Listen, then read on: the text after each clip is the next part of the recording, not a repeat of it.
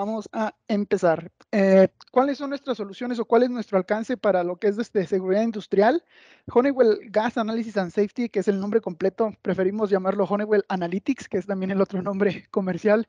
Está enfocado en tres principales líneas de negocio, lo que es detección de gas y fuego, detección portátil y arco eléctrico. Mencionaba, el día de hoy vamos a hablar solamente, nos vamos a enfocar en lo que está en el recuadro verde. Este tipo de soluciones evidentemente los pueden encontrar en el portafolio de soluciones que también maneja Dominion, pero también manejamos lo que es la línea de detección portátiles. Ahorita vamos a platicar también un poquito de diferencias entre los equipos fijos y los portátiles. Y hay una marca que se llama Salisbury, que también es de esta división, que se encarga para todo lo que son los trajes de arco eléctrico. Hablamos de trajes de 100, 75 calorías, guantes clase doble cero, 1, 2, 3, 4. ¿Cuál es la ventaja de Honeywell y en este caso Salisbury by Honeywell? Es que no es una marca que solamente se dedica a fabricar el equipo de protección personal, sino que son tres etapas. Primero es el definir cuál es el equipo que se requiere.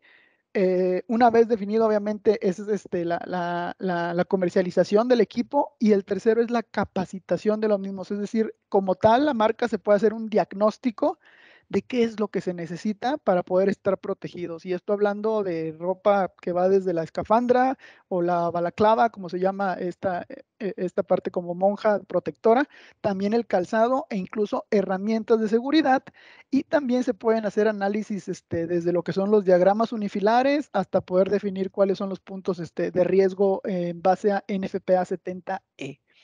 Bueno, pero ese es un tema independiente. Si tuvieran algún requerimiento también algo similar, pueden tocar base con un servidor y yo los puedo enlazar con la persona adecuada.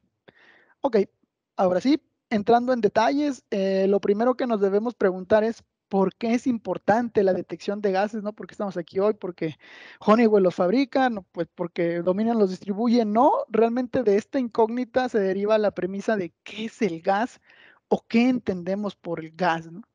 Gas, reitero, no se trata de humo, no se trata de vapor. Hace rato mencionaba, ¿no? Honeywell Notifier y vamos a ser muy claros en ese sentido. Honeywell, los detectores de humo son, lo llamamos nosotros la división de humo e incendio. Y Honeywell Gas o Honeywell Analytics va a ser fuego y gas. Son alcances muy distintos. No se trata de vapor, no vamos a poder medir líquidos, vamos a medir gases y vamos a remontarnos un poquito a lo que aprendimos en la primaria, ¿no? Los estados de la materia. Los sólidos tienen su forma y un volumen definido. Los líquidos toman la forma del recipiente que los contiene, pero el gas no. El gas no se puede predecir cómo se va a comportar ni hacia dónde se va a dirigir. De hecho, la palabra gas etimológicamente significa caos. ¿Ok? Entonces, reiterando, siempre hay una confusión luego con lo que es la detección de humo. ¿Por qué? Porque al menos en detección de humo, estas son partículas que están en suspensión. O sea, existen ciertas leyes o conceptos, incluso normas como la NFPA 72 para humo, donde nos van a sugerir una instalación, dónde van los equipos, ¿no? O sea, por norma, el equipo detector de humo no puede estar a más de 9 metros o un radio de 6 metros del siguiente detector de humo, ¿no? ¿Por qué? Porque sabemos que, mencionaba, hay leyes físicas, que el aire es caliente, se va a ir a la parte superior, se va a acumular en el techo, y son leyes incluso de la termodinámica, ¿no? Entonces es un poquito más fácil el poder predecir o ser más certero entre el comportamiento para el humo. Este, esto también, o esto, ¿por qué no aplican para detección de gas? Reitero, porque no son partículas en suspensión y con el gas vamos a tener que considerar, para empezar, qué gas es el que estamos tratando de medir.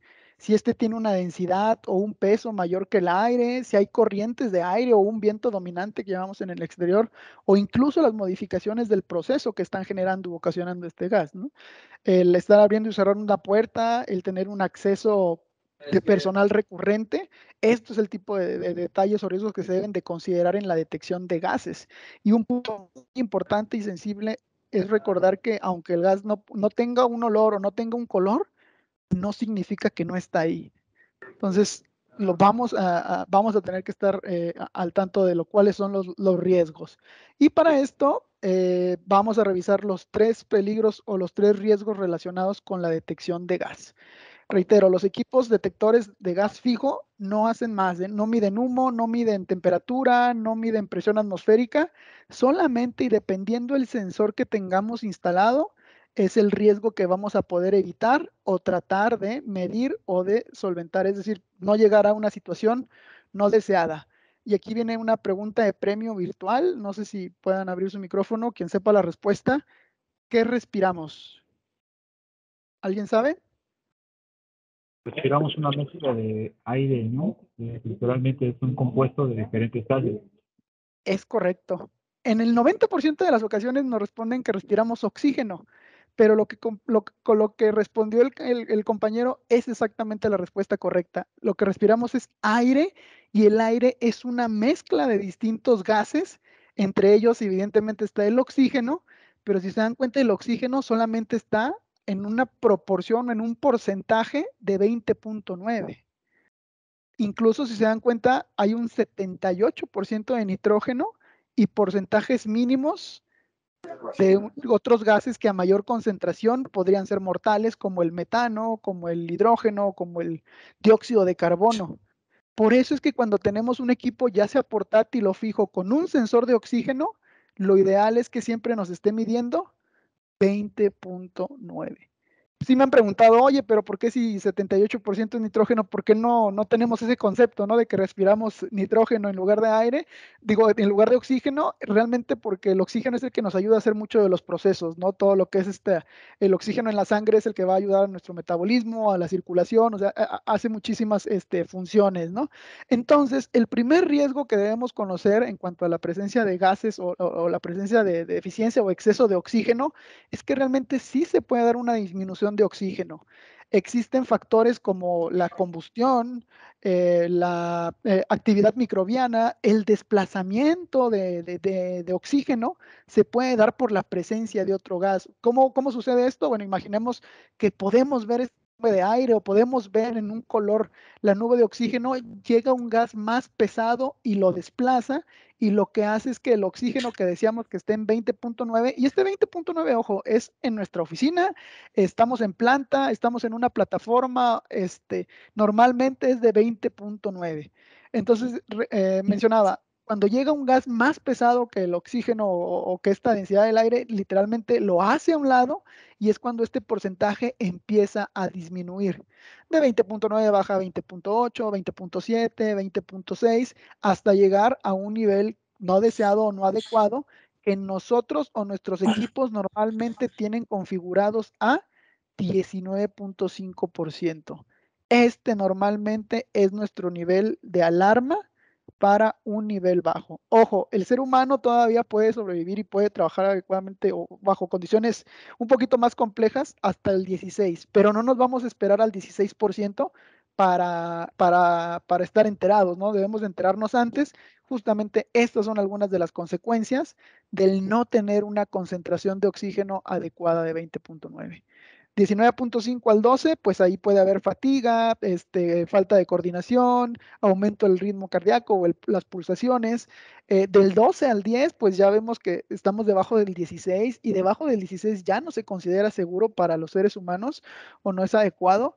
Y aquí ya podemos ver también que puede haber cosas un poquito más complejas y se pueden reflejar los síntomas en segundos o en minutos. ¿Por qué varía tanto de segundos a minutos? Porque depende cada quien, ¿no? La complexión, la condición física también, esto va a afectar, pero mencionaba, debajo del 16 ya no es un nivel adecuado para que una persona esté o realizando un trabajo o incluso haciendo pues trabajos que podrían ser hasta llamarse administrativos, ¿no? Algo ligero, ya no hablarme de carga de trabajo porque es cuando más oxígeno también consumimos nosotros. Del 10 al 6% ya vamos a tener náuseas, vómito, incapacidad y en cuestión de minutos pues nos puede generar muerte. Adelante. ¿Alguien quería preguntar algo? ¿No? Ok. Sí, creo que tienen su micrófono abierto. Okay. Y del 0 al 6% es cuando ya podemos tener también confusiones y reitero, pues ya no es adecuado para estar en estas áreas, ¿no? Entonces, bueno, voy a tratar de recapitular. El oxígeno mencionaba, así como la deficiencia o la falta de oxígeno es peligrosa, también es muy peligroso el exceso de oxígeno en el ambiente. Arriba del 23% lo consideramos ya una atmósfera no adecuada. ¿Cuándo vamos a tener exceso de oxígeno? Mencionaban procesos como la soldadura con oxacetileno Y también recientemente con todos los tanques que lamentablemente se tuvieron que usar ahora por lo de la contingencia y de COVID, ya ven que el oxígeno como tal de grado médico no está al 20.9, está en porcentajes mucho más altos del 60, 70, 80 o 90, y un exceso de oxígeno en el ambiente es lo que puede generar que incluso el roce de algodón con algodón de la ropa genere una chispa o una explosión. ¿Ok? Entonces, ¿cómo medimos el oxígeno? En un porcentaje. ¿Cuál es la proporción adecuada de oxígeno y la que normalmente debemos de estar respirando en el ambiente? El 20.9. ¿Dudas hasta aquí? ¿Ninguna? Ninguna, Raúl, Ninguna. gracias. Perfecto, continuamos. Ese es el primer riesgo. Muchas gracias por la participación en cuanto a la respuesta de qué respiramos. El segundo riesgo, las atmósferas inflamables o las atmósferas explosivas. Aquí ya no es lo que aprendimos en la primaria, sino vamos a lo que aprendimos en la secundaria, ¿no? El triángulo del fuego. Para que haya o exista combustión, tiene que haber una cantidad ideal o una proporción adecuada de al menos 3 elementos. ¿Cuáles son estos 3 elementos? El aire, que ya revisábamos que va a tener un porcentaje de 20.9 de oxígeno, un combustible, ya sea gas o vapor, y también una fuente de calor, que es la que va a hacer la ignición. Muchas veces agregamos un cuarto elemento, ya sean bomberos o protección civil, lo manejan mucho como el tetraedro del fuego, que es el cuarto elemento, es la reacción en cadena. ¿Qué significa esto? Que mientras estos elementos sigan en combinación, la combustión va a continuar. No sé si en algún momento llegaron a ver algunas escenas de la retirada del ejército de Irak del Golfo Pérsico. Ellos lo que hicieron en el desierto era quemar los pozos, los prendieron. No sé si llegaron a ver videos, reitero, de cómo los apagaban. ¿Qué es lo que se veía? El pozo estaba a ras del desierto y salía una flama impresionante de 20 metros, ¿no?, de altura. La forma en la que los apagaban es una actividad un poquito compleja. Lo que hacían era sofocar el pozo. Literalmente colocan una carga de dinamita y lo que hacían era consumir con esta explosión el aire que había, y es cuando cortábamos uno de estos elementos y automáticamente el fuego dejaba de salir y empezaba a salir el petróleo, ¿no?, en grandes cantidades. Otra comparación que también lo aterrizo como ejemplo son los espumas para sofocar los incendios, por ejemplo, en aviones, los polvos químicos del AFF. Lo que hacen realmente es una capa que evitan que el contacto del combustible que está derramado entre en contacto con el aire, o sea, o con el 20.9 de oxígeno que necesitamos para esa combustión. Entonces, solamente cortando o quitando uno de estos puntos es como podemos, o uno de estos 3 elementos es como vamos a mitigar o evitar que la combustión continúe, ¿ok? Entonces, ojo, aquí es un tema que luego es un poquito complejo, pero es importante entender que todos los gases combustibles cuentan con algo llamado límite inferior de explosividad, o por sus siglas en inglés, límite LEL, y un límite superior de explosividad, también conocido como límite Well. ¿Ok? ¿Por qué? Porque todos los gases combustibles mencionaba, ahorita son diferentes los límites que van a tener en cuanto a su riesgo de explosividad. ¿Cómo vamos a medir estos gases combustibles? En un porcentaje LEL. En un detector de gas portátil, en un detector de gas fijo, no tenemos un sensor de gasolina, no tenemos un sensor de diésel, lo que vamos a tener es un sensor de LEL. Así es como lo llamamos, ¿ok? Sí, lo podemos configurar a medir gasolina, lo podemos configurar a que reaccione con metano, pero realmente el nombre el del sensor de gases combustibles es un sensor LEL, ¿ok? Dice Raúl, yo aquí tengo una duda. Adelante, dígame. El sensor de límite de explosión, LEL, no importa, bueno, es que yo tengo la duda si hay un sensor para LEL, que es literal LEE, y otro Ajá. sensor para UEL, Ok. o es el mismo. No, te muestro. Y esto justamente, creo que te adelantaste la pregunta, pero te platico. Nosotros lo llamamos sensores LEL porque realmente lo que necesitamos conocer es antes de llevar el límite inferior de explosividad. Y voy a tratar de explicar de manera cotidiana, bueno, con una actividad cotidiana esta tablita. ¿Todos saben qué olor tiene realmente el gas LP, el que utilizamos en la cocina? Sí lo han olido, ¿no? Bueno, realmente el gas LP en su estado puro no tiene olor. lo que se hace es inyectarle mercaptano para que lo podamos percibir.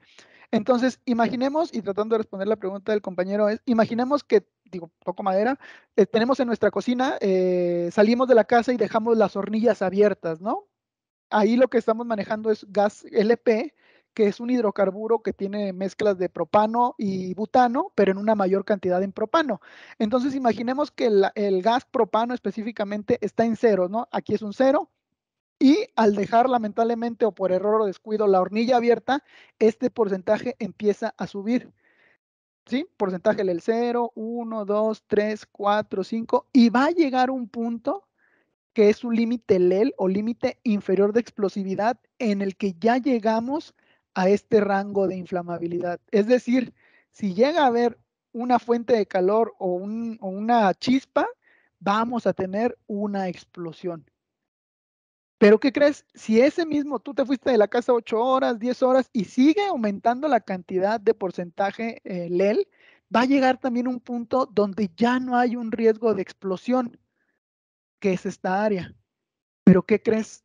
Hay un riesgo, no de explosión, pero sí de intoxicación o sí de desplazamiento de oxígeno.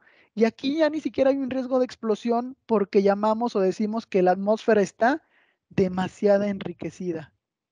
Es decir, aquí ya ni siquiera tenemos el aire o el oxígeno, porcentaje de oxígeno adecuado para que haya una explosión. Entonces, tratando de responder tu pregunta, hay un sensor que generalmente lo llamamos LEL, quizá para algunos procesos de análisis o de combustión o de medición de emisiones al ambiente puedas tener un WELL, pero, y aquí también viene otra pregunta de premio virtual, ¿qué área crees o consideran que es la más importante conocer? ¿Antes del límite LEL? ¿Ya cuando estamos entre el límite LEL y WELL o después del límite superior o WELL? Entiendo, Ah, debe ser antes, porque si te vas a la parte del rango superior, pues ya es demasiado tarde, ¿no? es Y si te vas correcto, todavía más lejos, ya ni siquiera va a explotar, simplemente te vas a intoxicar. Muchas es gracias por correcto. responder esta pregunta. Es correcto. Esta es la más importante y reitero, al momento de hablar de detectores y monitores de gas, siempre nos vamos a ir por un sensor LEL. No significa que no exista la medición de WELL, se puede, pero te digo que ya va más en el sentido de procesos y de emisiones de contaminantes o lo que queremos estar midiendo de cuánto estamos emitiendo al ambiente. Y aquí el caso o el accidente que normalmente les aterrizo es lo que sucedió en Guadalajara por ahí del 91, ¿no? En un mercado hay muchas versiones, ¿no? Que era una gasolinera, que tenía excedente de gasolina, entonces iban a tener una auditoría, entonces lo empezaron a tirar al drenaje. Otras versiones es que había una fuga. ¿Y qué es lo que sucedió? Ellos despertaron un día en varias cuadras y el olor a gasolina era muy fuerte, ¿no? Entonces no podían ver, algunas personas no podían ni respirar bien, muchos se retiraron, pues dijeron, oye, pues apesta aquí a gasolina, vámonos, pero no todos se fueron. Llegaron los bomberos, llegó Protección Civil y llegaron con sus equipos portátiles y los equipos portátiles simplemente marcaban un OL o un error. ¿Qué significa? Que su sensor LEL estaba, OL significa normalmente en algunos equipos portátiles over limit, o sea, estaba sobre el límite, estaba saturado. Algunos marcaban error porque si la cantidad de combustible era impresionante. Oye, pero ¿por qué no explotaba? Pues porque faltaba esto, una fuente de calor o una fuente de ignición. ¿Qué fue lo que hicieron los bomberos? Ellos literalmente se encontraban en esta área, ya como bien mencionas, no hay un riesgo de explosión, pero pues ni siquiera se puede respirar bien, ni siquiera hay suficiente oxígeno en el ambiente. Mencionábamos que era una atmósfera demasiado enriquecida del combustible. ¿Qué hicieron los bomberos? Pues Protección Civil empezó a abrir las coladeras y aquí lamentablemente es cuando de estar en este nivel, bajaron a este nivel. Entonces sí, alguien encendió una estufa, la televisión o algo y lamentablemente sí hubo una explosión. En ese entonces no había tantos teléfonos con cámara como ahora, pero todavía hay videos en YouTube donde pueden ver que fue una explosión de varias cuadras y donde los carros terminaron en segundos pisos, ¿no? O sea, ya encima hubo muchas personas desaparecidas también lamentablemente. Sí me han preguntado también, bueno, ¿y cómo debieron actuar los bomberos o cómo debió actuar Protección Civil? Bueno, primero que nada, bueno, lo que hubiera sugerido es evacuar a todas estas personas. Y sí, si lamentablemente estaban en esta área, era tratar de pasar lo más rápido de esta área a esta. ya sea con equipos de extracción a prueba de explosión, o sea, abanicos extractores que no fueran a generar una chispa también, ¿no? Y generar la explosión. O sea, si era tratar de pasar lo más pronto o lo más rápido posible de esta área a esta. Lamentablemente, digo, bueno, no soy experto tampoco en protección civil, pero pues son algunas de las consideraciones. Y porque también me preguntaban, pero es que llegaron sin equipos. No, realmente sí traían equipos portátiles, pero no pudieron interpretar qué era el OL o qué era ese error en el sensor de gas combustibles. Entonces, pues no se dieron cuenta que estaban en esta área como tal y pues tardaron mucho en pasar de esta hasta acá. Entonces, sí, nuestros sensores LEL, o bueno, Honeywell de manera comercial se los comento y de manera teórica, bueno, en práctica, Honeywell, los sensores normalmente de LEL o de gases combustibles están calibrados en base a metano. No voy a entrar en cuestiones químicas, pero metano es el hidrocarburo, el enlace o la cadena más básica. O sea, midiendo metano podemos medir todos los demás gases combustibles. Ya ven que está primero el metano, luego el etano, propano, butano, pentano, etcétera. Y se van haciendo enlaces, ¿no? Pero el metano nosotros lo usamos por seguridad, porque una vez más, midiendo metano, que reitero, es el hidrocarburo, el combustible, gas combustible que más energía necesita para hacer combustión. Entonces, pudiendo medir metano, podemos medir más. Y me van a preguntar, oye, pero entonces si solamente el metano no reacciona con diésel, no reacciona con gasolina, no reacciona con gas LP, ojo, los sensores de gases combustibles reaccionan con todos los gases combustibles, sea butano, sea propano, sea jet fuel. La diferencia es la proporción o la sensibilidad cruzada con la que reaccionan. Entonces, si nosotros tenemos un riesgo de gas combustible porque manejamos gas natural, es importante saber que el gas natural tiene una proporción mayor, mayoritariamente a metano. Entonces, si nuestro riesgo son las calderas porque manejamos gas natural, podemos enfocar nuestro sensor de gas combustibles a metano. Oye, no, pero es que nosotros tenemos un área que manejamos gas LP. Bueno, en lugar de configurarlo a metano, podemos configurarlo en base a propano. ¿Por qué? Porque reitero, el sensor de gas combustible va a reaccionar, pero si nosotros le podemos decir, ¿no? Electrónicamente, este es tu riesgo principal, es un poquito más preciso. Tratamos de evitar esa sensibilidad o esa referencia cruzada para decirle, este es el riesgo, ¿correcto? Entonces sí, va a reaccionar con cualquier gas combustible, pero pues de manera proporcional. ¿Dudas hasta aquí? Raúl, buena tarde. Adelante. ¿Hay algún Buena tarde. laboratorio que se dedique a calibración de medidores de gas? Muy buena pregunta. El tema de la calibración, de hecho, no lo mencionamos el día de hoy porque es un tema demasiado extenso. Yo creo que nos podemos echar unas 8 horas hablando de la calibración. Pero la primera pregunta que también te haría es, ¿qué es lo que quieres calibrar? ¿Equipos portátiles o fijos? Bueno, de hecho soy nuevo en este tema de gases, Ujú. pero Oh, sí bienvenido. interesaría saber, por ejemplo, los fijos, Ajá. estaría. Pregunto por qué, si hablas de equipos portátiles o fijos, te platico por qué. Porque los portátiles se pueden mandar a un centro de servicio para que se les haga las calibraciones. En cambio, los fijos se deben de calibrar en sitio. Sí he escuchado de empresas que dicen, no, los retiramos, los mandamos al laboratorio, los fijos, los calibran y regresan. No, ojo, para la instalación de un equipo fijo, tienes que hacer una prueba y tiene que ser calibrado en sitio. Empresas como Dominion, ellos te pueden calibrar equipos fijos en sitio. Hola. Ay, creo que se repitió, se vició, ¿no? Mi comentario.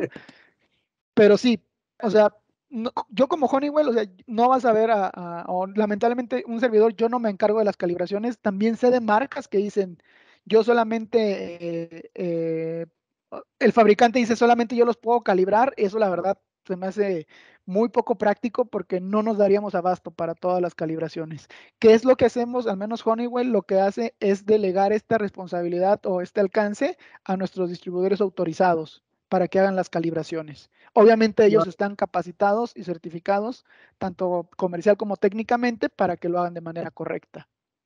Claro, y he escuchado también, por ejemplo, que hay un gas patrón que es con el que Ajá. calibran en sitio, ¿verdad? Es correcto. Para hacer una calibración, sea un equipo del sensor de oxígeno, de gas combustible o de tóxicos, necesitas al menos 3 elementos. El primero es el accesorio o el capuchón para hacer las calibraciones. El segundo es el regulador y el tubing. Por ahí se está viciando. Ajá. Y el tercero es justamente el que mencionas, el gas patrón o el cilindro de calibración. Este cilindro de calibración es normalmente el que nos da la referencia o es donde es como, ¿cómo decirlo? Como una báscula cuando pones la tara en cero, es decirle al sensor, o sea, como este sensor fijo, decirle, tú debes de medir en 50% LEL, esa es la concentración que voy a meter. Eso es la calibración. Cada cuánto recomendamos hacer las calibraciones, tanto en portátiles como en fijos, y también varía dependiendo del gas, no deben exceder los 180 días su calibración. ¿Qué es lo que luego hacemos? Pues al día 179 andamos buscando, ¿no? Cómo calibrar, pero esto que mencionas del gas de calibración es normalmente lo que más demora una calibración. Realmente hacer una calibración tanto de un fijo como un portátil no te toma más de 10 minutos. Oye, pero ¿cómo? Si a mí me los calibran y me tardan 2 semanas o 5 días, muchas veces es por la falta del gas de calibración. Sí, claro. ¿Quiénes pueden hacer las calibraciones? También se pueden capacitar a los usuarios, pero aquí también vienen las dos caras de la moneda, ¿no? Yo tengo empresas o tenemos clientes que en el sureste, por ejemplo, ¿no? Con una flotilla de 200 equipos portátiles y me dicen, oye, ¿qué me conviene? ¿Hago yo las calibraciones internamente o las mando a una empresa? No, pues si lo mandas a una empresa, pues te va a costar muchísimo. Tú puedes comprar los accesorios y calibrarlos. ¿Y qué crees? Sacan su manual de seguridad y me dicen, no, mira, mi manual interno de seguridad como empresa me prohíbe ser juez y parte de que mis equipos están calibrados. Entonces yo tengo que mandarlos a una empresa, a una tercera empresa, a un centro de servicio para que ellos me emitan mi certificado de calibración. Y la otra cara de la moneda me pasa también con clientes, por ejemplo, en Jalapa, ¿no? En Veracruz, una papelera que tiene 4 equipos, ¿no? Y me pregunta la ingeniera de seguridad, oye, ¿y me conviene comprar yo los accesorios, las estaciones? Si le digo, híjole, pues la verdad es que las estaciones de calibración de los portátiles te va a salir lo de 4 equipos. ¿Por qué mejor no vas así rolándolos, no? Mandas 2, te los regresan y te quedas, manda los otros 2, etcétera. Y me dice, no, porque acá en Jalapa, para que lleguen la empresa a hacerme el servicio de calibración, me deja sin equipos 4 semanas, ¿no? Digo, es un ejemplo. Entonces, ¿qué es lo que decidieron ellos? De manera interna completamente es, compramos los accesorios, hacemos calibraciones internas y ya eventualmente en ese periodo de 6 meses que recomienda el fabricante, mandarlos a una tercera empresa. Eso también es válido y es completamente válido. Y para portátiles también les voy a pasar el tip. Para portátiles ya está un poquito más avanzado que en fijos, porque en portátiles ya hay una norma oficial mexicana que es la 033, que habla en cuanto a lo que es el trabajo en espacios confinados, habla de detección de gas, habla de alturas, habla de protección respiratoria, y en esta norma menciona un apartado, el de la calibración de los equipos, es que estas calibraciones se deben hacer en base a las recomendaciones y las instrucciones del fabricante. Entonces, digo, por eso Perfecto. iniciaba mi duda con qué hablamos, de portátiles o fijos, porque cada uno son diferentes vertientes, ¿no? Y sí, lamentablemente también he escuchado la práctica de que hay empresas que dicen, tú desinstala tu fijo, lo mandamos al laboratorio y lo calibras. No, los fijos, reitero, se deben de calibrar en sitio. Perfecto, muchísimas gracias. Y me ganaste la otra pregunta sobre la norma, ya me la Sí, respondiste. pero ojo, la 033 se aplica para portátiles. Ok, muchísimas gracias, Raúl. A la orden. Bueno, si no hay más preguntas, vamos a pasar con el tercer riesgo. Me Entonces, parece que un invitado está pidiendo la palabra. adelante. Si me pueden decir su nombre al inicio, se los agradeceré para poder referirme adecuadamente con ustedes. Adelante. Ya la retiro, creo que no. Ok, se le olvidó la pregunta. Bueno, entonces mencionábamos que el oxígeno lo medimos en porcentaje, los gases combustibles lo medimos en porcentaje LEL, y viene el tercer riesgo, que son los gases tóxicos, y lamentablemente quiero que sepan que este riesgo es el que más vida se lleva, ¿no? 2/3 de las muertes relacionadas con gases es por este riesgo, ¿no? ¿Por qué? Bueno, de donde yo soy de Tampico, Tamaulipas. Hay una empresa que es la que se encarga de todo el sistema de agua potable y alcantarillado, pues es la Comapa, así como en varios estados, el Zapal, en distintos, dependiendo del estado, ¿no? Donde estemos, y no pasan más de 2, 3 años, cuando sucede un incidente, un accidente, ¿no? Que es lo que tenemos, una cuadrilla de trabajadores que debe de bajar un drenaje o un espacio confinado, baja la primera persona y no regresa. ¿Qué hace el compañero? Pues baja a buscarlo y tampoco sale. Entonces así lamentablemente así se da el deceso de 3 o hasta 4 personas, ¿no? ¿Por qué? Porque, digo, si han estado en algún entrenamiento de levantar a una persona inconsciente, el peso muerto como tal, es muy difícil el sacarlo de un espacio confinado, el poder cargar a una persona y retirarlo por una escotilla o una escalera es algo muy, muy complejo. Y estas muertes lamentablemente se ven ocasionadas por esto, el desconocimiento de gases tóxicos. Vamos a recordar que lo que son drenajes, cisternas, en algunos espacios confinados donde se acumula la materia orgánica, se genera esta descomposición de la materia orgánica, lo que genera es tanto metano como H2S o sulfuro de hidrógeno. Para quienes no estén muy relacionados con este tema, el H2S o el sulfuro de hidrógeno tiene un olor muy característico, como a huevo podrido, huele muy fuerte, pero ¿qué creen? También al principio lo podemos oler y después ya no lo vamos a percibir. Esto se da también mucho en los procesos de perforación, cuando estamos excavando en algún lugar, esta descomposición de materia orgánica mencionaba, ya sean animales, ya sean madera incluso, o sea, sean cosas orgánicas, van a generar este tipo de gases tóxicos, el H2S. Gases tóxicos, además del H2S está el monóxido de carbono, el dióxido de carbono, el amoníaco, el sulfuro de hidrógeno, que es el H2S. Lo que hacemos con los gases tóxicos ya no los medimos en porcentaje, los medimos en algo llamado ppm o partes por millón. ¿Qué significa un ppm o qué es un ppm? Imaginemos que en la habitación donde estamos estuviéramos llenas con 1 millón de bolitas de unicel, así como se ve en esta imagen. Bueno, cada bola o cada bolita de unicel es lo que mide, es lo que equivale a una parte por millón. Si queremos ver una equivalencia proporcional, en distancia, una parte por millón es 1 centímetro en 10 kilómetros. En tiempo es 1 minuto en 2 años. En peso es 1 gramo en 1 tonelada y en efectivo es 1 centavo en $10,000. Entonces, ¿son o no son precisos estos equipos? Definitivamente, ¿no? Son equipos, reitero, electrónicos que van a reaccionar con la presencia del gas y en una proporción que nuestro olfato pues no lo permitiría. Siempre menciono el caso del H2S por su olor muy característico, pero otro gas tóxico que es muy singular es el amoníaco. El amoníaco que se utiliza en muchos procesos de refrigeración va a tener un olor medio dulce al inicio, pero después de 5 o 10 minutos ya ni siquiera lo percibimos. Muchas veces, bueno, nos ha tocado luego llegar a algunas plantas o instalaciones donde llega uno que no está acostumbrado o no labora ahí todas las 8 horas, los 5 días a la semana, y sí llega y percibe un olor muy raro, ¿no? Y le preguntas a los compañeros o a los operadores y dicen, no, pues es que no huele a nada. ¿Por qué? Porque ya su nariz queda viciada. Sí me han preguntado también, bueno, y nosotros en qué porcentaje o qué proporción medimos o volemos, la verdad es que pues no hay forma de calcularlo.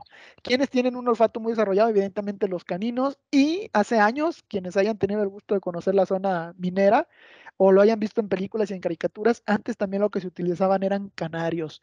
Los canarios literalmente son muy sensibles al metano y a los gases, el óxido nitroso.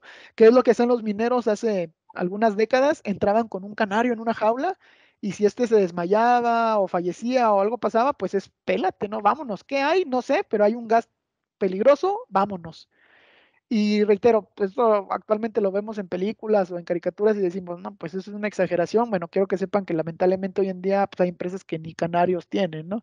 Sí, también me han preguntado, oye, ¿por qué canarios? Y lo intentaron con serpientes, con gatos, con varios animales, pero sí los canarios eran mucho más sensibles en cuanto a lo que era esta percepción y también las consecuencias, ¿no? Era literalmente sacrificar un animalito, ¿no? En este sentido.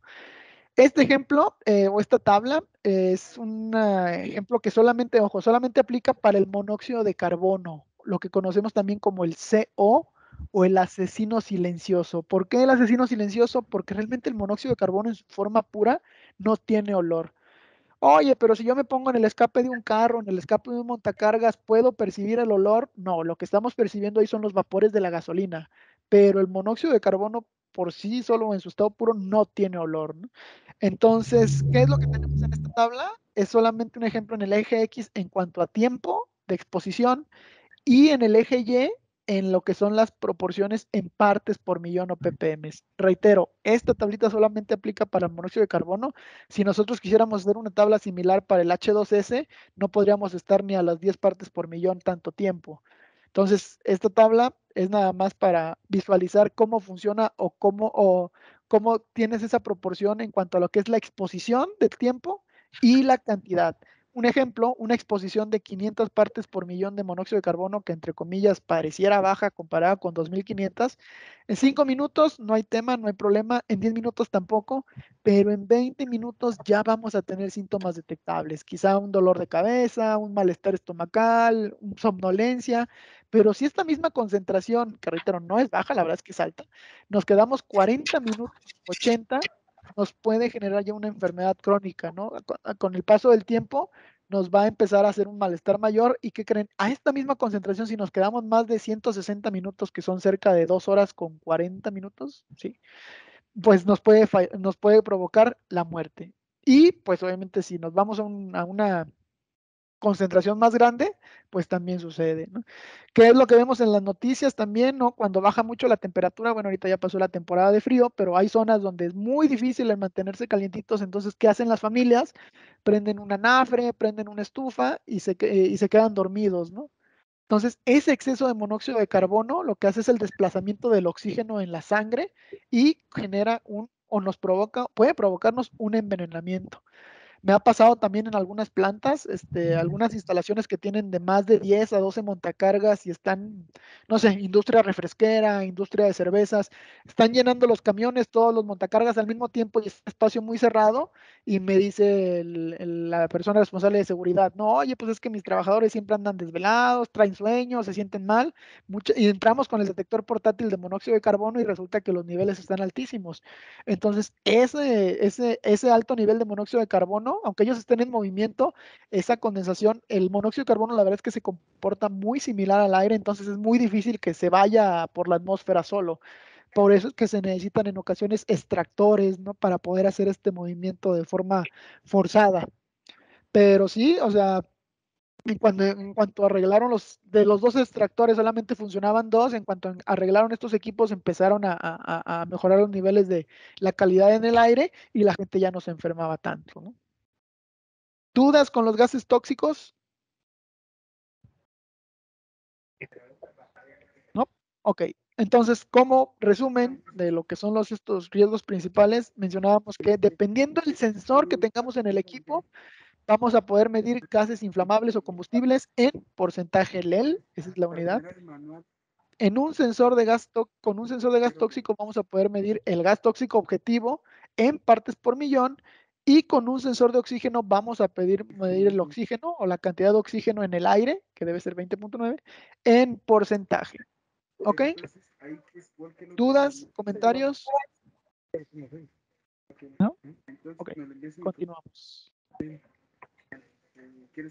¿Cuál es la realidad o cómo funcionamos como Honeywell Analytics? Esta imagen me gusta mucho porque realmente Honeywell no es una marca. La verdad es que Honeywell es un compendio de distintas marcas y tecnologías adquiridas a través de los años. Por ejemplo, esta marca Seeger fue fundada a inicios de los 60. ¿Y qué es lo que hacían ellos? Fabricaban sensores robustos, muy resistentes para ambientes marinos, para plataformas. Neutronics está especializada en lo que es la fabricación de las partes electrónicas o las PCB. Vulcane, esta marca, y Manix son marcas con un legado comercial.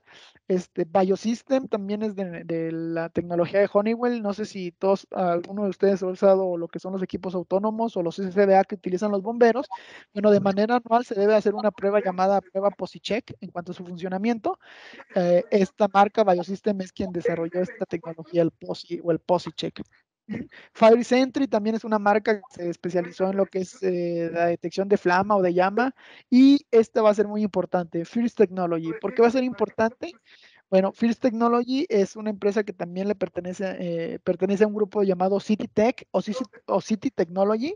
City Technology es el mayor fabricante de sensores en el mundo. Y cuando hablo de sensores, hablo de equipos para sensores de equipos detectores de gas, sensores de presión, sensores de calor, entre otros. Incluso, bueno, de manera comercial, se los puedo comentar, algunas marcas de la competencia nos compran los sensores a nosotros. Si ustedes abren un equipo de otra marca, en ocasiones va a decir manufactured by Honeywell o fabricado por Honeywell. Ojo, no quiero decir que con esto que nosotros fabricamos todos los sensores, ¿no? También hay marcas de la competencia que fabrican sus sensores, pero muchos están enfocados en esta tecnología. ¿Y qué ventaja nos quedamos? Evidentemente lo comercial o lo económico, pero también lo que es tecnología exclusiva. Entonces, toda esta fusión de estas marcas y esta experiencia es lo que hoy en día hace lo que es Honeywell Analytics. ¿Ok? ¿Cuáles son nuestras líneas de negocio? Y decía, esta es la parte un poquito más comercial en cuanto a lo que son los nombres de las marcas o cómo se maneja Honeywell. Vamos a estar divididos en 6 pilares principales.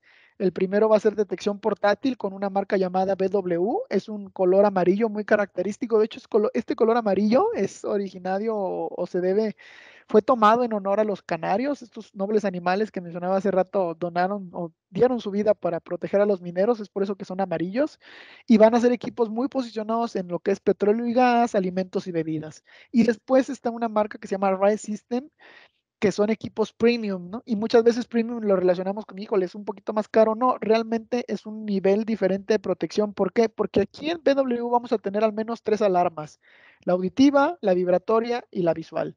Si el sensor el sensor monogas o multigas está midiendo y llegamos a una condición no deseada, se van a activar estas 3 alarmas. Pero con RAE no vamos a tener 3 alarmas, vamos a poder tener hasta 5 alarmas, que son la auditiva, vibratoria, la visual, la de comunicación inalámbrica y la de hombre caído. ¿Ubicamos el término alarma hombre caído? ¿Si lo han escuchado antes? Les platico. El término alarma hombre caído es cuando una persona, o el operario o el operador del detector portátil deja de moverse durante cierto tiempo, 30 segundos, el equipo lo interpreta como que hubo un desmayo o como que hubo una condición no deseada y automáticamente lo toma como una alarma. ¿Ok? Bueno, no voy a profundizar tampoco mucho en lo que es detección portátil, pero sí me considero importante que las conocieran. Y hablando de detección fija, estamos divididos en 4 pilares principales: high tech, o lo que conocemos como alta tecnología, que son gases un poquito complejos de medir, por ejemplo, el ácido sulfúrico, el hexafluoruro de azufre. Son procesos muy, muy específicos, por ejemplo, la fabricación de semiconductores, y que son de complejidad un poquito mayor, ¿no?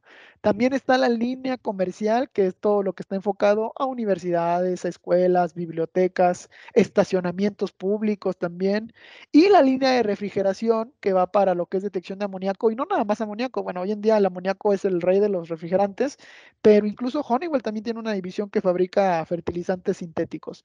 ¿Por qué me dejé hasta el final la línea industrial y por qué está en un cuadro amarillo, en un cuadro verde? Porque en la línea industrial es donde se concentran el 80% de nuestras soluciones. Nuestros equipos están especialmente desarrollados a todo lo que es la línea industrial, hablando de refinerías, plataformas, iniciativa privada, todo lo que es industria de alimentos y bebidas también, industria automotriz, y es por eso que nuestro portafolio, incluso nuestra base instalada en México, está enfocado al 80% en la línea industrial. Reitero, son equipos a prueba de explosión, con carcasas de aluminio libre de cobre o con acero inoxidable, que nos van a dar esa protección en cuanto a la detección de gases de los 3 riesgos que habíamos mencionado. ¿Ok? Ahora sí, viene el punto más sensible y medular de esta presentación. ¿Cómo definimos una solución o cómo sugerimos una solución, ¿no? Nosotros como fabricante y también Dominion como nuestro representante o distribuidor autorizado, muchas veces nos dicen, oye, pues necesito un detector de gas. ¿Cómo lo defino? Bueno, son 3 etapas o son 3 datos los primeros que debemos de tener, ¿no? Primero que nada es cuál es el gas objetivo y el riesgo. Manipulando, ¿es gas no? ¿Cuál es el riesgo? El riesgo, ¿y por qué lo extiendo no nada más al gas objetivo, sino también el riesgo? Porque pasa una cosa muy singular, por ejemplo, con gases como el amoníaco. El amoníaco de 0 a 300 partes por millón se puede considerar tóxico, pero si esa concentración aumenta hasta las 10,000 partes por millón, el amoníaco ya no solamente es tóxico, también puede ser explosivo. Pero aquí les pregunto yo, o sea, bueno, si tenemos 300 partes por millón y es tóxico, ¿nos debería preocupar la toxicidad o el riesgo de explosividad a las 10,000 partes por millón? Al igual que con el ejemplo que veíamos del porcentaje LEL, si llegamos a las 10,000 partes por millón en amoníaco, es porque ya antes hubo una fuga impresionante que pudo haber comprometido o puesto en riesgo la vida de las personas y los trabajadores. Entonces, el primer punto es definir cuál es el gas objetivo, qué gas quiero medir. Y aquí también, además de la NOM 033 que les mencionaba hace rato para el trabajo en espacios confinados, hay una NOM que es la NOM 010, que nos va a dar la pauta en lo que son los contaminantes y la presencia de productos químicos en el ambiente laboral. Es decir, si podemos echarle un vistazo a la NOM 010, es la que nos va a ir marcando la pauta en cuanto a los niveles o riesgos de toxicidad de muchos gases, ¿no? En este caso. No va por el lado de los combustibles, va por el lado de los gases tóxicos. Entonces, una vez que definimos el gas objetivo y el riesgo, es que podemos partir, ¿no? ¿Cuál sería el segundo punto? ¿Cuáles son las características en cuanto a normatividad o el área donde se va a instalar? Y muchas veces cuando ya decimos normatividad, decimos, a ver, espérame, no, ya, me perdiste. Yo me dedico a hacer refrescos o yo me dedico a embotellar cerveza, pues a mí no me hables de normatividad en cuanto a detección de gas. Entonces nos vamos a definir el área donde se va a instalar, porque reitero, no es lo mismo un estacionamiento comercial que un cuarto de baterías o lo que puede ser el área de calderas. Entonces, justamente este punto, el área en donde se va a instalar es el que define esto. Si la solución o el portafolio va a ser de la línea industrial, de la línea comercial o de refrigeración. Y hablando del caso de refrigeración, por ejemplo, nosotros podemos querer meter un equipo de esta línea industrial. Decimos, oye, pues la línea industrial es la más robusta, es la que más resiste, pero va a haber condiciones, por ejemplo, el 100% de humedad o una condensación en la humedad o una temperatura por debajo de los 50 grados que un equipo industrial no va a resistir. Y eso solamente lo tenemos en la línea de refrigeración. Entonces, este segundo punto de dónde lo vamos a instalar, hagamos a un lado la palabra normatividad, ¿no? Porque no se trata de ser expertos en detección de gas, pero sí podemos definir en qué área, ¿no?, se va a instalar. Y si me dices es un área clasificada, es un área donde hay un riesgo de combustibles o es un área donde sí puede haber una explosión, pues nos vamos a ir por un equipo, al menos de la línea industrial, algo robusto, ¿no? Y el tercer punto, que también es un punto medular, es qué comunicación se requiere, qué queremos que haga el equipo una vez que llegamos a los niveles no deseados. Decía que los equipos portátiles son un poquito más autónomos o más autosuficientes, ¿no? Tienen sus 3 alarmas y tan se acabó. Pero los equipos fijos siempre van a ir conectados a una alimentación. ¿Y qué creen? Normalmente los equipos fijos no tienen sus propias alarmas. Entonces hay que definir cómo queremos que actúen, ya sea activar un relevador, ya sea una comunicación de 420 conectada a un panel o un controlador, y es lo que vamos a definir, lo que nos va a decir cuando estemos en un riesgo o en un área no deseada. ¿Ok? ¿Dudas hasta aquí? Estos equipos, Diego Ajá. San Luis, ¿verdad? Estos Adelante. equipos, casi siempre, bueno, los de Analytics, yo conozco los típicos que dicen que son los Minions. Esos casi siempre tienen una salida de 4 a 20 para mandar que a PLC o para lo del monitor, ¿no? Correcto. Mira, me voy a adelantar un poquito. Estos son ejemplos y aquí también le reitero, esta tabla es nada más de referencia y aquí viene la comunicación que tienen algunos modelos como el XNX. No sé si el que conozcas tú es el XCD. Sí, el XCD y el XNX. De Ajá, hecho, lo usa mucho grupo Walmart, casi en todo lo de sus líneas, los ajá. montan mucho y también Bacardí. De hecho, en Bacardí tenemos 8, bueno, están montados 8 equipos de estos para detectar alcohol Pico. típico, me parece, Sí, al 98%. sí, es Perdón, altísima la concentración. ajá. Va, ahorita entonces me regreso a este inicio, vamos a responder tu pregunta. Normalmente los equipos fijos, casi todos por default, van a tener al menos una salida analógica de 420. Y dependiendo del modelo, vas a poder tener relevadores configurables o ya por default. En este caso, bueno, ya hablando propiamente de los equipos, adelantándome un poquito, el XCD tiene salida 420 y relevadores por default. El XNX tiene salida 420 y hard, comunicación hard por default. Los relevadores son opcionales. Okay. Entonces, normalmente y de cajón, lo mínimo que tienen los equipos fijos es 420. Ya de ahí puedes tener 420, comunicación hard, comunicación Modbus, comunicación Fieldbus Foundation, que esta normalmente la piden más en Europa. Estoy aquí en México y en Norteamérica, es muy poco que lo he visto, pero si te das cuenta, dependiendo del modelo, puedes tener este tipo de comunicación. Por ejemplo, la comunicación Modbus, que es para otro tipo de instalación, ¿no? Que por lo regular Entonces, es la RS485, ¿no? así es correcto. RS485 es el Modbus que manejan estos equipos. Entonces, Ok. sí, normalmente vamos a tener 420 y me voy a regresar, digo, para ver ejemplos un poquito más puntuales de los gases objetivo. Aquí en esta tablita vamos a ver, por ejemplo, soluciones de la línea industrial. Aquí están los modelos que mencionaba el compañero, el XNX y el XCD, y les platico. El XNX es nuestra joya de la corona, es el equipo con más certificaciones y mayor cumplimiento, pero sinceramente el que tiene mayor base instalada es el XCD. Se instalan cerca de 1,200 o 1,300 unidades por año, nada más en nuestro país. Y aquí, ¿qué es lo que les estoy ejemplificando en esta tabla? Vamos a ver, por ejemplo, un gas como la arsina. La arsina es un gas altamente corrosivo, altamente tóxico. ¿Y qué creen? En la línea industrial, mira, no lo podemos medir.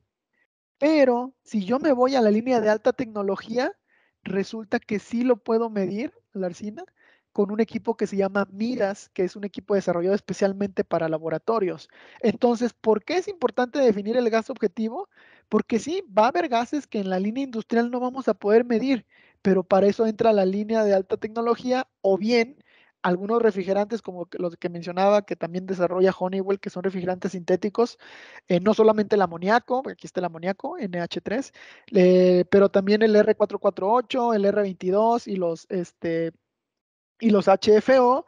Vamos a poder medirlo solamente con los equipos de la línea de refrigeración. Aquí para refrigerantes ya no entra la línea de alta tecnología ni la línea industrial, pero una vez que definimos qué gas es el que queremos medir, es hacia qué lado, nos va dando el norte de cuál es la solución. Y esta imagen también va a ser muy útil porque aquí vemos un equipo como el XCD, decía, el XCD es el que mayor volumen tiene de rotación porque es un equipo adecuado, vas a tener 420, vas a tener relevadores y es un equipo bastante competitivo. El caso de la tienda departamental que mencionas, te platico también cuál fue la cosa, el caso de éxito que hizo la diferencia. Si te das cuenta en esta imagen, estos tres equipos son de la línea industrial. Son equipos robustos, son equipos a prueba de explosión con un IP o un Ingress Protection de 6.6 o 6.7. El Ingress Protection es el nivel de penetración o resistencia a la penetración al polvo y al agua. Este equipo de aquí en medio es un equipo de refrigeración que resiste hasta menos 50 grados centígrados y una condensación del 100%. Y estos equipos son de la línea comercial. Lo que pasa en muchas cocinas industriales y en algunas tiendas departamentales que tienen área de tortillerías o de panadería es que ellos tienen el manejo de gas natural. Y lo que sucedía hace algunos años es que ellos ponían equipos como estos de la línea comercial. Son equipos en carcasa de policarbonato que van a hacer la misma función del detector, pero ¿qué crees? En estas áreas de cocinas industriales, en las panaderías y en algunos restaurantes, ¿no? Bueno, cocinas industriales, vamos a llamarle, hay un proceso que es el lavado a presión o lo que llamamos el carcheado, ¿no? La Karcher y lavas a presión. Eso, un equipo de la línea comercial no la libra literalmente. Fue por eso que se empezó a migrar a equipos más robustos de la línea, nosotros lo llamamos de industria ligera, el XCD. Su hermano mayor, el XNX, lo llamamos de industria pesada y también hay un intermedio que se llama OLD, que es el hermano, el en medio, ¿sí? Pero reitero, con un XCD es una solución bastante adecuada, pero si nos queremos ir a la mayor, el XNX es mucho más robusto en ese sentido. En los ejemplos que mencionas, generalmente el XNX lo conjugan con un accesorio llamado, o con un detector también llamado Optima, lo vamos a ver un poquito más adelante, y es por eso que podemos detectar lo que son gases combustibles. ¿Qué pasa en las empresas como la que mencionaste, un Bacardí, una tequilera, para quienes estén basados en Jalisco y en toda esta zona? Eh, Siempre hay presencia del gas combustible, ¿no? Entonces, esa presencia constante del gas combustible lo que hace es comerse al sensor, lo llamamos así coloquialmente, y es por eso que debemos migrar a una tecnología infrarroja. No sé si contesté tu pregunta, compañero. Sí, sí, sí, sí. Bueno, recapitulando lo que era la comunicación, si no sabemos a qué lo vamos a comunicar, recordemos que estos equipos puedes tenerlos con tu propia alarma independiente, pero necesita una energía, siempre necesita estar conectado. Y los equipos los podemos conectar a paneles contra incendio, y aquí es cuando sí recurro a mis amigos y nuestros primos de Notifier, porque los paneles contra incendio también pueden recibir esta comunicación. Algunos van a necesitar un accesorio, por ejemplo, el 3030 sí necesita un accesorio que es el FM420 o FMM420, me parece, para poder convertir estas señales. Y también el uso de los relevadores. Entonces, los equipos fijos se conectan a controladores, a PLCs de seguridad o lo que puede ser también un tablero contra incendio que normalmente ya tienen instaladas las empresas, ¿no? Ok, ¿cuál es la diferencia entre los equipos fijos y los portátiles? ¿O cuál va a ser más importante? No, bueno, vamos a recordar y vamos a reiterarlo. Un equipo de protección, digo, un equipo detector de gas portátil es un equipo de protección personal. Oye, pero ¿cómo, Raúl? ¿Estás loco? ¿Están más caros? Sí, pero realmente su función es ser una barrera para evitar un accidente o un incidente. Así como el casco, así como el lente de seguridad, así como el calzado, el equipo de detección portátil va a cuidar la vida del trabajador. Aquí en este ejemplo vemos pues que hay un escape de gas y el trabajador está en esta área y pues se va a alertar, ¿no? Pero la función de los equipos fijos es cuidar la infraestructura y de manera natural o inherente también a los trabajadores. Los equipos fijos van conectados, reitero, a alimentación y tienes una medición 24/7, es decir, todo el tiempo están funcionando. ¿Qué es mejor? Los portátiles, los fijos, la verdad es que son alcances distintos. No podemos sustituir fijos con portátiles ni viceversa. Por ejemplo, yo no puedo poner una persona que cada 6 horas haga un recorrido por las instalaciones y vea si hay una fuga. Entonces, cuando tenemos el riesgo o el manejo de un gas tóxico, explosivo o que pueda desplazar el oxígeno, lo sugerido es poner un equipo fijo para tener una supervisión en tiempo real las 24 horas, los 7 días de la semana. ¿Qué gases vamos a poder medir? Y pongo estos en negritas porque son los 4 gases o los 4 sensores principales que tenemos, ¿no? Un sensor LEL, un sensor de oxígeno, un sensor de H2S y un sensor de monóxido. Pero hay otros gases como el dióxido de carbono, el amoníaco. El dióxido de carbono, por ejemplo, se utiliza mucho en los procesos de carbonatación, lo que es también la limpieza para lavar a presión. El dióxido de carbono se utiliza, el amoníaco para todo lo que es refrigeración. El dióxido de azufre también es un subproducto también en minería. El cloro para lo que es esterilización. Dióxido de cloro también se deriva de estos. Todos los NOs o los NO2, hace rato les mencionaba, ¿no? El monóxido se genera por la combustión de vehículos de gasolina, mientras que los NO o los dióxido de nitrógeno generalmente se da por la combustión de vehículos de diésel. Por eso muchas veces en minería esto es lo que les preocupa, ¿no? La fosfina para todo lo que son manejos de fertilizantes. El cianuro de hidrógeno también se utiliza comúnmente en minería para lo que son procesos de lixiviación, el ozono para procesos de limpieza y hay otros gases llamados compuestos orgánicos volátiles o VOX para que lo que son la acetona, el benceno, el tolueno, que ya son compuestos muy, muy tóxicos, cancerígenos también algunos de ellos, y los vamos a poder medir también con equipos portátiles o fijos. No son todo el listado de gases que podemos medir. Siempre es importante poder tocar la puerta tanto con su contacto de dominio o como un servidor para poder confirmarles si estos sensores se pueden medir. Y también es una realidad, ¿eh? Hay gases que no vamos a poder medir. Sí me han hablado y me dicen, oye, ¿cómo mido tal gas? Digo, bueno, ese gas no se puede medir, pero ¿qué tal si analizamos cuál es tu proceso o en qué parte hay un nodo en donde este gas cambie, ¿no? O donde se genere otro. Los equipos fijos y portátiles funcionan de manera puntual. ¿Qué significa esto? Así como nuestra nariz, ¿no? Pueden oler y percibir la presencia del gas, pero si el sensor no entra en contacto con el gas, no va a detectarlo. Eso pasa con fijos y portátiles. Pero en fijos ya tenemos otros niveles de protección, como lo es la protección secundaria o lo que es camino abierto, y la protección terciaria, que hay equipos que escuchan en caso de una fuga. La secundaria, ahorita vamos a ver ejemplos de algunos modelos, es lo que llamamos de camino abierto. Es decir, en una línea yo puedo tener un transmisor y un receptor y proteger de manera lineal a dimensiones o áreas de 100 metros, 200 hasta 300 metros de distancia. ¿Dudas hasta aquí? Elizabeth, ¿cómo vamos de tiempo? Me dijiste que era hasta las 9 de la noche, ¿verdad? Ojalá pudiéramos quedarnos hasta esa hora, pero no. Nos Lo ideal quedan sería que 20. termináramos a las 6. Ok, perfecto. Entonces le metemos ahorita un poquito más de caña para... Hola, hola, Adelante, buenas tardes. Una duda nada más. dime. En la diapositiva que pusiste anterior, donde Aquí está. estaba la anterior, donde están los instrumentos de medición, Ujú.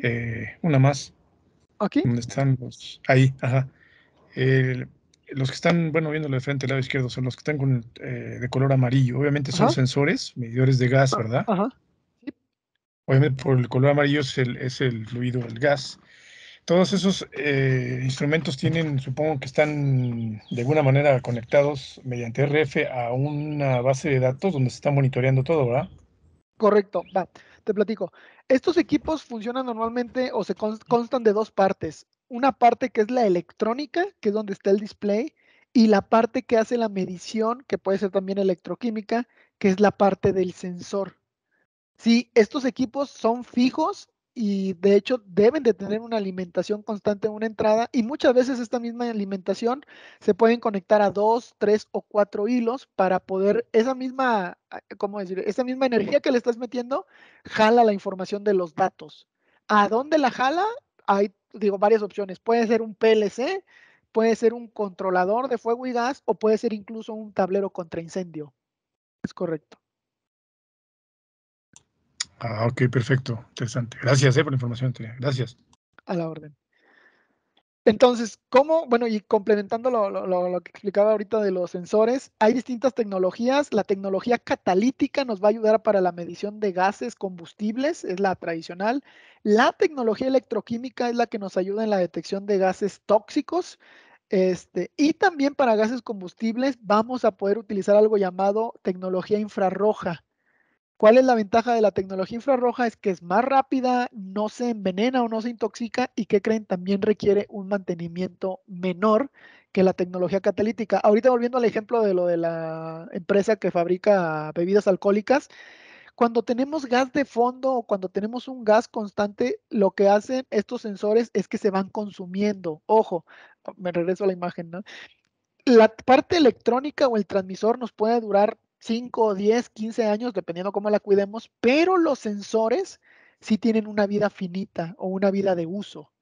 Yo se los trato de aterrizar luego a los usuarios también en que es como un carro, ¿no? Esta es la carrocería, esto es el motor, pero ¿qué crees? Esta parte del sensor son las llantas y las llantas sí o sí se desgastan. Entonces, obviamente no es lo mismo tener que cambiar todo el carro a cambiar solamente las llantas. Entonces, obviamente esto cuesta la tercera o la cuarta parte de lo que cuesta el equipo completo. Pero los sensores sí necesitan un mantenimiento y eso es importante también sensibilizarlos como usuarios finales, es que eventualmente los sensores hay que cambiarlos, excepto si utilizamos una tecnología avanzada o infrarroja como esta, que también al ser electrónica nos puede durar 5. Tenemos base instalada de hace 10 años que siguen funcionando. ¿Qué es lo único que se les hace? Una prueba o un chequeo, o como lo compartió el compañero hace rato su pregunta, una calibración para confirmar que funcionen correctamente. Y otra ventaja de la tecnología infrarroja es que no necesita una calibración como tal. Esta tabla, digo, bueno, y también es importante mencionarlo, Elizabeth, estas presentaciones se las voy a compartir para que también le puedan dar un vistazo ya a mayor detalle, pero aquí en esta tabla lo que ejemplificamos es cuáles son las ventajas entre la tecnología catalítica. Cuando veamos en detección de gas EC o SC es la tecnología electroquímica, IR es infrarrojo, PID es fotoionización, lo que mencionábamos que nos ayuda a medir los compuestos orgánicos volátiles, que reitero, son gases un poquito más complejos, pero también es importante saber que los podemos medir. Semiconductores, fíjense que ya Honeywell ni siquiera fabrica de tecnología de sensores de semiconductores porque eran muy inestables, la temperatura, la presión, si los veías feo casi que se descalibraban, entonces ya Honeywell ya no los fabrica y la cinta de papel o que en cassette. Entonces, reitero, ¿cuáles van a ser ventajas, pros y contras? Digo, y más que pros y contras, me gusta decir alcances reales, ¿no? Un ejemplo, con la catalítica vamos a poder medir hidrógeno y acetileno, con la infrarroja no, pero vamos a tener, por ejemplo, en la catalítica un tiempo de respuesta o lo que se conoce en los sensores un T90 de 20 segundos, pero con el infrarrojo de 6 o 5 segundos, o sea, es mucho más rápida, ¿no? Ya para lo que son gases tóxicos no se puede utilizar más que tecnología electroquímica y si se dan cuenta aquí en el nivel de mantenimiento normalmente que se refiere a lo que son las calibraciones, alto, alto, bajo, alto, entonces, por ejemplo, la infrarroja es de nivel bajo en ese sentido. Y me voy a ir un poquito más rápido para cumplir con la agenda y con los tiempos. Y este es un tema también súper extenso, ¿no? ¿Dónde debo colocarlos? Les mencionaba al inicio de la llamada que hay una NFPA, que es la 72, que es una regulación o una norma o una sugerencia, pero solamente aplica para humo. Lamentablemente, en detección de gas, no hay una norma o no hay una receta de cocina que nos diga dónde van los equipos detectores. ¿Qué es lo que nos vamos a basar? Vamos a tratar de proteger las mayores áreas posibles Por ejemplo, donde están las válvulas, donde están los indicadores, todas las juntas T, todo eso que se puede hacer por desgaste, ir comprometiendo, es lo que vamos a querer proteger. Y también debemos entender esto, el comportamiento de los gases. Hay gases más ligeros que el aire, como el metano y el amoníaco, o el hidrógeno, que se van a ir a la parte superior del área que estamos protegiendo. Y hay gases más pesados que el aire, como el H2S, de hecho está aquí.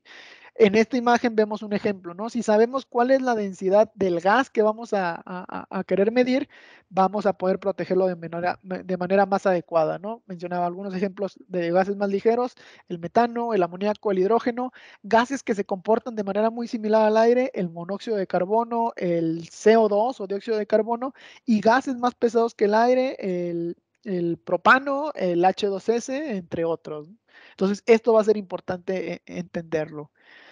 ¿Cuáles son algunas áreas de riesgo? Mencionabas estacionamientos subterráneos. Mientras más vamos bajando de piso, pues más se puede comprometer. ¿Cuáles son los riesgos? La combustión de vehículos de gasolina o la combustión de vehículos de diésel.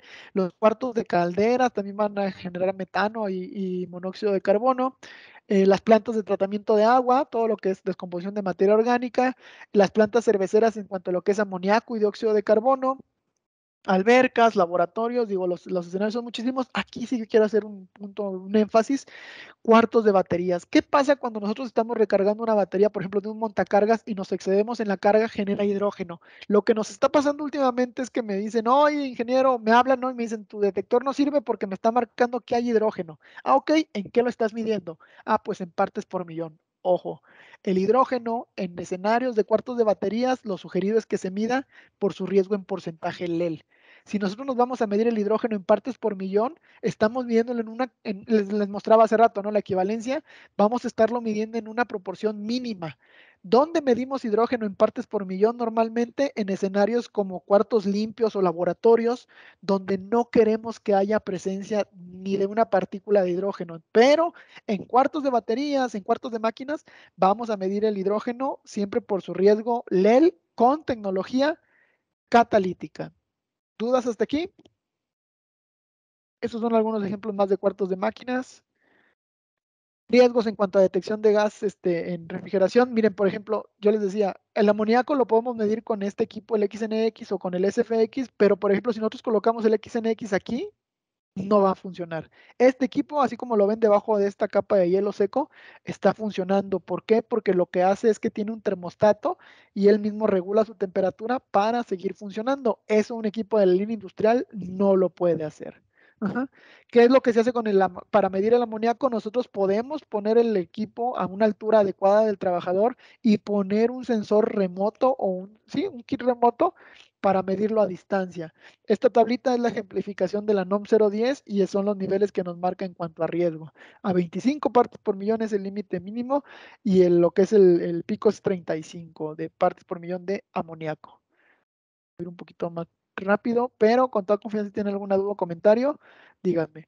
Ejemplo de equipos para lo que es el almacenamiento de combustibles, petroquímica, petróleo y gas, el XNX, reitero, la joya de la corona, va a tener su display, que es la parte electrónica, va a tener una semaforización de 3 LEDs, un amarillo en caso de falla, un verde para su funcionamiento normal y un rojo en caso de una alarma. ¿A qué me refiero con una falla? Cuando ya hace falta una calibración. Los equipos vienen calibrados de fábrica, pero para su instalación se sugiere, la puesta en marcha se sugiere su calibración y también trae configurado un periodo de 180 días para la siguiente calibración. Muchas veces también nos llaman y nos dicen, oye, tu equipo ya no funciona, me está parpadeando el amarillo. Sí, porque ya venció el tiempo de su calibración. Entonces, ¿qué es lo que se tiene que hacer? Una recalibración en sitio para los equipos fijos. En terminales de almacenamiento también vamos a poder utilizar lo que son los equipos detectores de flama, los tecnologías de equipos de gases combustibles y esta es un poquito la tecnología que les mencionaba de los detectores de camino abierto. ¿Qué es lo que se hace? Por ejemplo, en una tubería, en lugar de poner 3, 4, 5 equipos o hasta 10, vamos a poder poner un transmisor y un receptor y con un haz infrarrojo que es inocuo, no lo podemos ver como, o sea, no es visible al ojo humano, vamos a poder proteger de la manera lineal desde 2 hasta 120 metros o desde 60 hasta 330 metros. Es decir, en una tirada de 330 metros, un ejemplo, vamos a imaginar que fuera esta tubería, vamos a poder protegerla toda con solamente un transmisor y un receptor, en lugar de estar poniendo en cada punto 1, 2, 3, 4, 5, 10, 20 equipos. Con esto se puede proteger, ¿no? Y de manera adecuada. Más características en cuanto al XNX, ya lo platicábamos hace algunos minutos. Vamos a tener un equipo certificado UL IP66 con una carcasa tipo NEMA 4X y también con una certificación FM y SIL 2. ¿Ubican este término FM? FM es una acreditación otorgada por FM Global, que es la de Factory Mutuals, y muchas empresas que están aseguradas por esta empresa, bueno, por esta entidad que es FM Global, solicitan que sus equipos tengan esta certificación. Solamente el XNX la tiene en nuestro portafolio. El XCD, por ejemplo, no la tiene. Es un equipo que solamente tiene UL. El Optima también va a tener esta tecnología infrarroja y va a tener también UL, CSA, FM y también un SIL 2, que es lo que conocemos como un Safety Integrity Level. Esta es justamente la semaforización que les hablaba. La tecnología es de nuestros sensores. Vamos a poder tener y este es un punto importante, los equipos fijos son monogas. ¿Qué significa? Que solamente vamos a poder tener un sensor instalado. Dependiendo del sensor instalado que tengamos, es lo que van a medir. Oye, pero ya no quiero que mida eso, ahora quiero que mida otro gas y cambiarle el sensor. No hay mucha compatibilidad en esos cambios. ¿Por qué? Porque sabemos que un área en detección fija no cambia tanto, ¿no? Estas son un poquito más características del Optima Plus. Porque es que no requiere una calibración, realmente todo es un funcionamiento electrónico, es una ventana de cuarzo lo que hace su reflejo y es como hace la medición del gas combustible. Ay, perdón. Hablando de lo que es la detección de OpenPath, ya se los había compartido. Y pasando a lo que es la detección ultrasónica, este equipo funciona por medio de comunicación Bluetooth. Si se dan cuenta, es un equipo, no tiene micrófono, lo que tiene es un sensor piezoeléctrico, y va a poder proteger sin entrar en contacto con el gas. En un rango de hasta 20 metros vamos a poder proteger todas estas áreas. ¿Cómo nos va a alarmar? Pues si se dan cuenta está comunicado y va a tener salidas 420, relevadores, comunicación HART también. ¿Qué pasa hoy en día con los equipos ultrasónicos? Pues hay que instalarlos en la parte alta, retirarlos entre 2 o 3 personas. Bueno, con esta ya vamos a poder tener comunicación por Bluetooth, ¿no? Estos dispositivos me gustan mucho, ¿por qué? Porque es un ejemplo de la ubicación en cuanto a la detección puntual, ¿no? Oye, pues es que lo llenamos todo el sitio de equipos y nunca se activaron. ¿Por qué? Porque no hubo una ubicación adecuada. Esta es una fuga simulando que fuera gas metano, por eso es que se va a la parte superior, pero si se dan cuenta, pues los equipos nunca entraron en contacto con el gas y no se activaron. En cambio, una ubicación correcta sí nos ayuda a que se activen las alarmas, ¿no? En caso de una fuga. ¿Qué pasa con la tecnología de camino abierto? También podemos llenar el área de camino abierto, que son equipos un poquito más costosos, ¿no? Que los puntuales, pero si no están bien sugeridos o bien ubicados, pues miren, nunca va a reaccionar. Incluso esta imagen yo la mejoraría, yo pondría este equipo acá en el fondo para poder proteger ambos tanques, ¿no? En este caso.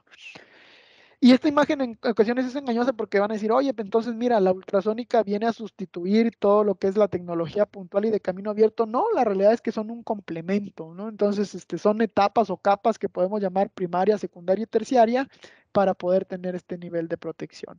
Ok, todo lo que es detección de flama, de manera muy breve, vamos a ver cómo funcionan los detectores de flama. Es fácil. Básicamente los detectores de flama, a diferencia de los que conocen quizá de combustión, que nos ayudan o nos avisan cuando un mechero o cuando un piloto se apaga, estos equipos hacen lo contrario. Estos equipos nos avisan cuando no debe de haber flama o cuando hay un conato de flama. Funcionan como si fuera una cámara, con la diferencia de que estos equipos no graban. Son fijos, también van conectados para poder darnos esa medición y vamos a tener un área de cobertura. Las dos tecnologías principales que existen en el mercado son triple IR o triple infrarrojo y VIR, que son ultravioleta infrarrojo. Estos equipos también son para áreas clasificadas y se prueban con este tipo de accesorios que son las lámparas de flama. Aquí, a diferencia de los equipos de gas, los equipos de gas los podemos comunicar a los paneles, a los controladores, a una alarma audiovisual, pero los equipos de flama normalmente van a sistemas de supresión o lo que son los sistemas contra incendio. Entonces, pues eso se sugiere que haya varios equipos instalados protegiendo la misma área para poder tener una democracia o poder tener una protección en cuanto a lo que son estos conatos de fuego, ¿no? O de incendio. Todos los equipos de Flama van a tener un rango de medición de 45 sobre el eje X y Y, o sea, los 90 grados, y todos los equipos de Flama requieren este tipo de soporte o montaje giratorio para poder darle más versatilidad. No los podemos colocar de manera clavados a la pared, sino que debemos de utilizar un montaje para poder tener una mayor cobertura. ¿Cómo funcionan? Bueno, literalmente es un equipo o un sensor ultravioleta y lo que hace es la medición en cuanto a lo que es la presencia de una flama o de una chispa. La tecnología infrarroja es la combinación de 3 sensores infrarrojos, por eso es que se llama triple IR o triple infrarrojo, lo encontramos, y es como vamos a poder detectar estos equipos. ¿Qué es lo que se viene? Para este año también vamos a lanzar este nuevo equipo que es el FS24X y va a tener también salidas 420, relevadores hard, Modbus, y si se dan cuenta tiene un aro indicador. Y último tema, lo que son los controladores. Mencionábamos, los equipos fijos pueden ir comunicados a paneles contra incendio, a PLCs, pero también tenemos equipos controladores de fuego y gas. Modelos como el HA72, vamos a poder tener hasta 64 entradas de comunicación. Vamos a tener una supervisión en tiempo real también por medio del software y poder comunicarlo en varias áreas de la planta. Podemos trabajarlo en red o en standalone. Su hermano menor lo llamo yo el Touchpoint Plus, que vamos a tener hasta 16 entradas. Es un controlador, ojo, solamente para detectores de gas, detectores de fuego y que podemos llevar esta información a una nube para accionar. ¿Cuál es la instalación sugerida de los controladores? Es justamente algo así. Antes de entrar al área del o donde puede haber la presencia o la fuga del gas, nosotros debemos de estar avisados, ya sea una alarma audiovisual o por medio del controlador de manera remota. El hermano mayor del Touchpoint Plus, el Touchpoint Pro, también vamos a tener 64 entradas y podemos hacerlo, miren, justamente pues con toda esta cantidad de equipos. Pero reitero, son equipos controladores de fuego y gas. Aquí, por ejemplo, yo no puedo meter los detectores de humo. En cambio, con los de Notifier sí puedo tener los detectores de humo, pero la diferencia es que estos pueden ser clasificación FM y también SIL 2, cosa que un tablero de humo contra incendio normalmente no va a tener. Y si requiriéramos uno mucho más robusto y más complejo, este equipo, el HS81, es literalmente un PLC de seguridad, pertenece a la división de Honeywell Industrial Fire, pero se puede cotizar por medio de Honeywell Analytics y vamos a tener lo que son cambios de tarjetas en caliente. Aquí sí vamos a poder supervisar no solamente fuego y gas, también detección de humo e incendio y también todo lo que son accionamientos de supresores, todo lo que son para las válvulas solenoides, vamos a poder tener, esta imagen me gusta mucho.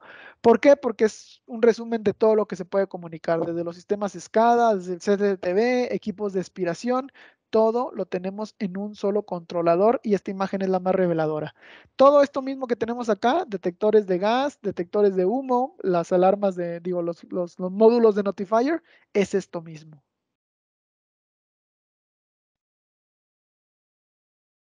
Finalmente, les comparto lo que es el Departamento de Soporte Técnico en México. Este es el correo, este es el teléfono. Ellos están basados en San Luis. Para quienes tengan la grata fortuna de conocer San Luis Potosí, el Parque Tangamanga, que está en la parte centro-norte de San Luis, hay un edificio que se llama Torre Citadela. Ellos ahí están físicamente. Acaban de regresar apenas a la oficina por cuestiones de contingencia.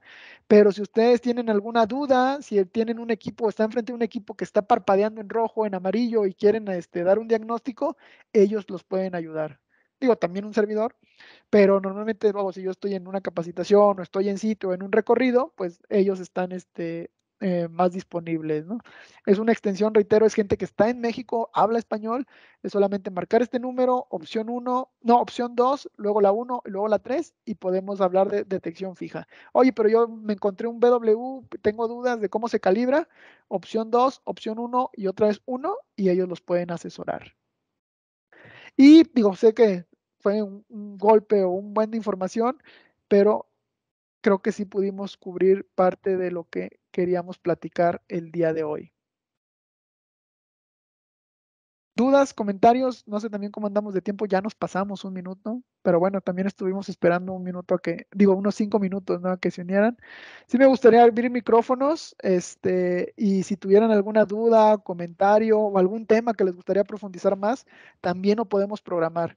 Digo, yo sé que ahorita fue un golpe o muchísima información. ¿Cuál es la intención? El que puedan ver de manera somera o de manera general cuáles son los alcances en cuanto a lo que es Honeywell Analytics o Honeywell Gas Analysis and Safety. La verdad es que agradezco nuevamente el espacio de Dominion y la invitación que nos hizo para poder platicar con ustedes, pero si tuvieran algún requerimiento mucho más puntual, así como los compartió el compañero, oye, yo los he visto instalados aquí, yo les he podido dar mantenimiento, pero no estoy seguro qué gas de calibración requiero, por eso los podemos apoyar. Les vamos a compartir la presentación, que es como referencia, y también les voy a compartir un documento que se llama El Libro del Gas. La mayor parte de la teoría de esta presentación está basada en este documento, está desarrollado por Honeywell, está en español y es de dominio público, ¿eh? Ahí viene más información en cuanto a normatividades, en cuanto a la tecnología, en cuanto a algunos productos. Son 100 hojas, pero no se asusten, la mayoría son hojas de referencia de la densidad de los gases, o sea, vienen muchas tablas. Pero sí me gusta mucho esta información porque habla de manera mucho más amplia de lo que pudimos platicar el día de hoy. Y normalmente esta presentación, la técnica, la teoría, está basada en este documento. El libro del gas. Incluso si lo quieren buscar en Google, es el libro del gas Honeywell, aparece. Y si no, como quiera, se los hacemos llegar, Elizabeth. ¿Sale? Pues muchísimas gracias por el tiempo, el espacio, y cualquier cosa estamos a la orden, ya sea por medio de Elizabeth, por su contacto o el contacto comercial que los atienda de parte de Dominion. Un servidor está para eso, para ayudarlos tanto técnica como comercialmente, y lo podemos profundizar en cada uno de sus requerimientos.